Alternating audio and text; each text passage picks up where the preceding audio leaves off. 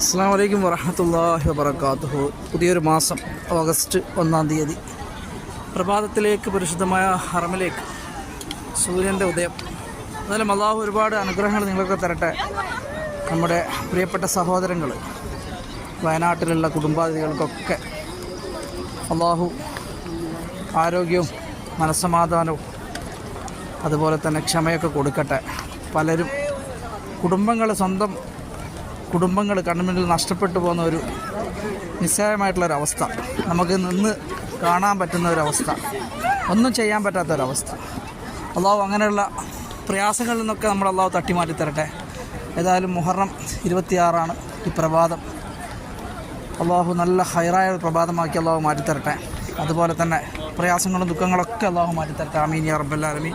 എല്ലാവർക്കും പരിശുദ്ധമായ ഹറമിൽ നിന്ന് നല്ലൊരു പ്രഭാതം ഇന്ന് നേരുകയാണ്. അസ്സലാമു അലൈക്കും വറഹ്മത്തുള്ളാഹി.